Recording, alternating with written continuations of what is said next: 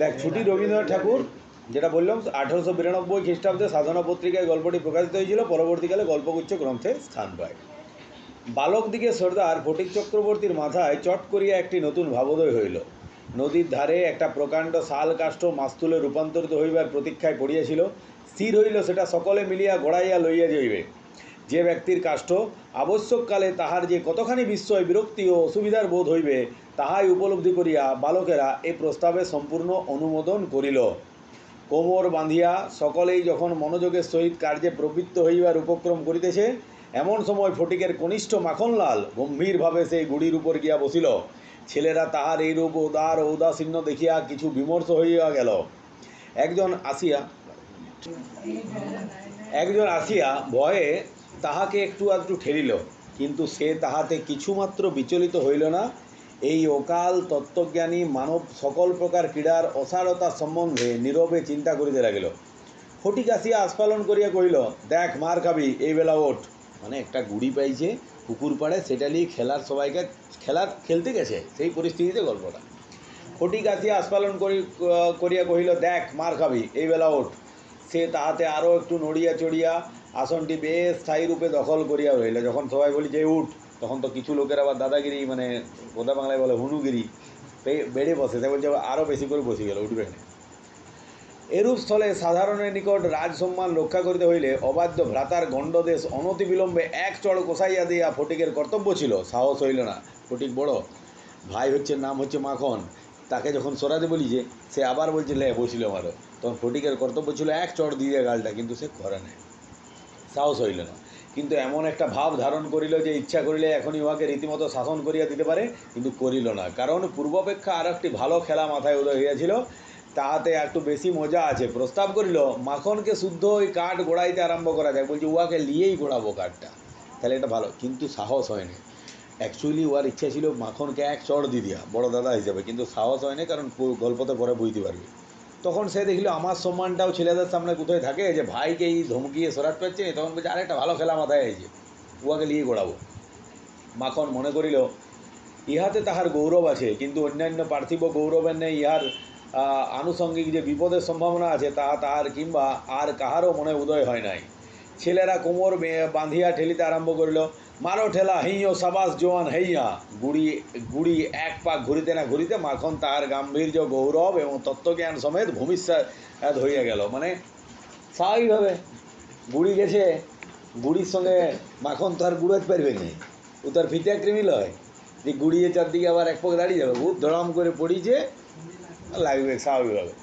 খেলার আরম্ভে এরূপ আশাতীত ফল লাভ করিয়া অন্যান্য বালকেরা কি বিশেষ হৃষ্ট হইয়া উঠিল, কিন্তু ফটিক কিছু শশব্যস্ত হইল। মাখন তৎক্ষণাৎ ভূমিশয্যা ছাড়িয়া ফটিকের উপর গিয়া পড়িল, একেবারে অন্ধভাবে মারিতে লাগিল। তাহার নাকে মুখে আঁচড় কাটিয়া কাঁদিতে কাঁদিতে গৃহাভিমুখে গমন করিল। খেলা ভাঙিয়া গেল।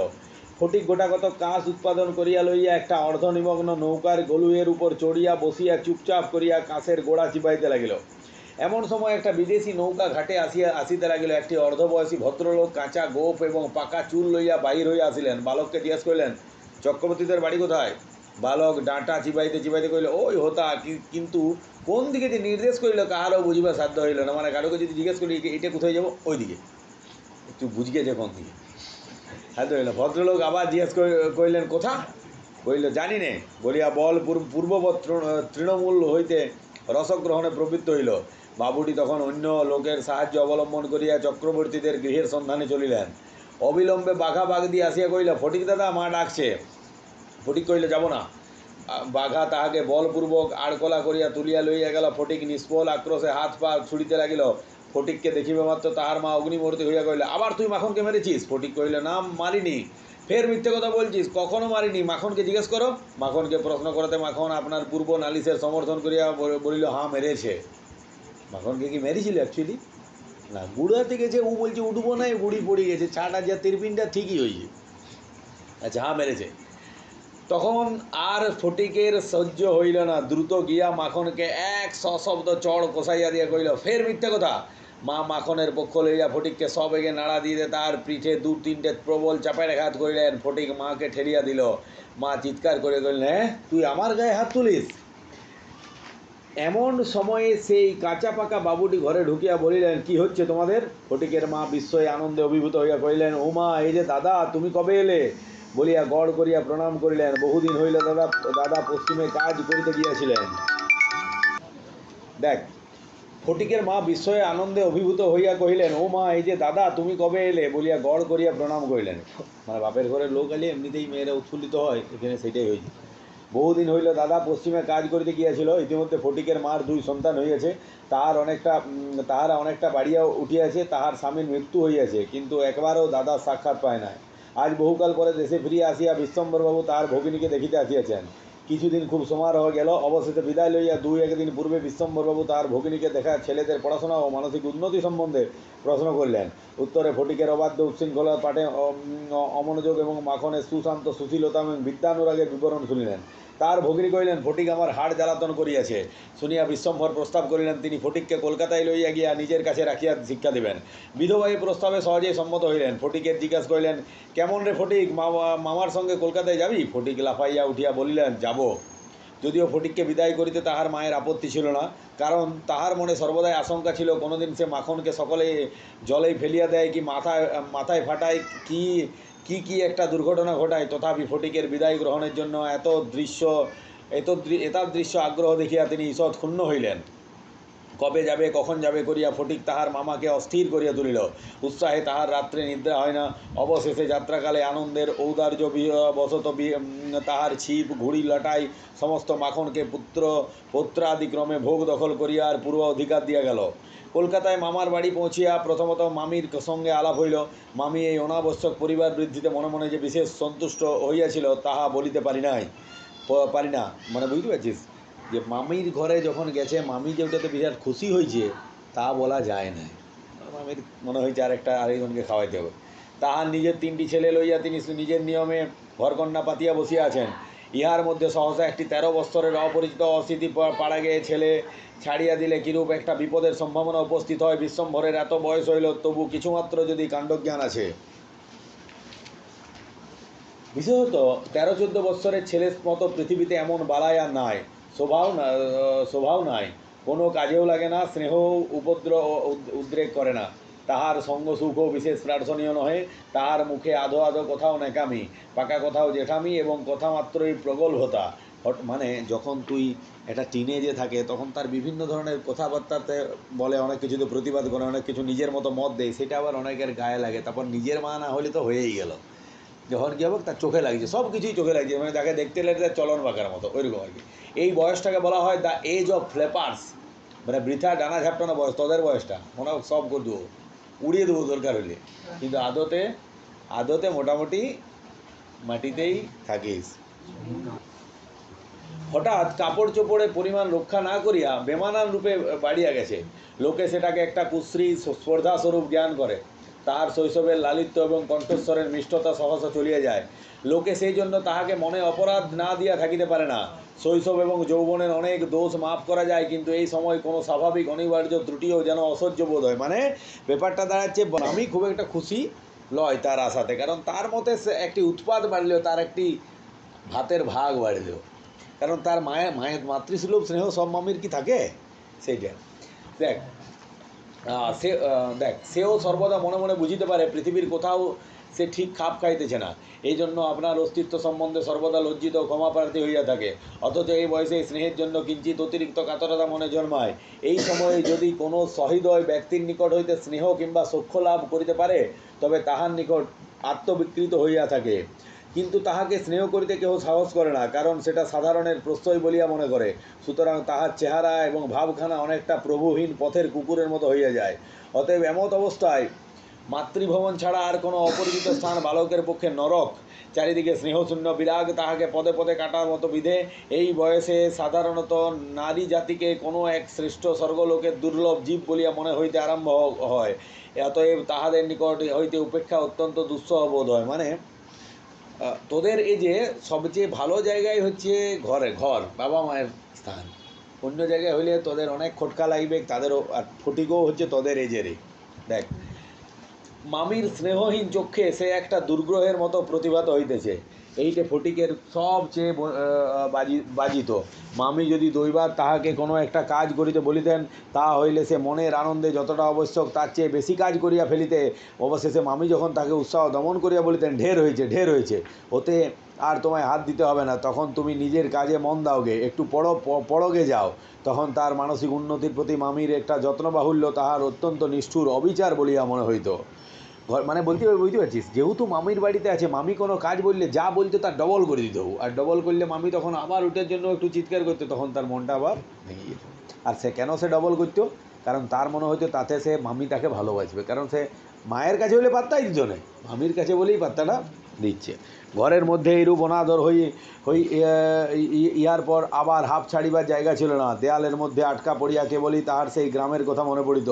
প্রকাণ্ড একটা ধাউত ঘুড়ি লইয়া বো বো শব্দ উড়াইয়া বেড়াইয়া সেই মাঠ তার তাইরে নাইরে না করিয়া উচ্চস্বরে স্বরচিত রাগিনী আলাপ করিয়া অকর্মণ্যভাবে ঘুরিয়া বেড়াইবার সেই নদী তীর, দিনের মধ্যে যখন তখন ঝাঁপ দিয়া পড়িবার, সাঁতার কাটিবার সেই সংকীর্ণ স্রোতস্বিনী, সেই সব দল বল উপদ্রব স্বাধীনতা এবং সর্বোপরি সেই অত্যাচারিণী অবিচারিণী মা অহর্নিশ তাহার নিরুপায় চিত্তকে আকর্ষণ করতো। মানে মা যতই মারুক, ঠেঙ্গা বকুক, অত্যাচার করুক, সেই মায়ের প্রতি তার মনটা পড়ে থাকতো।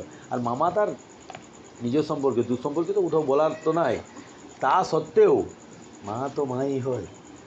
জন্তুর মতো এক প্রকার অবুঝ ভালোবাসা, কেবল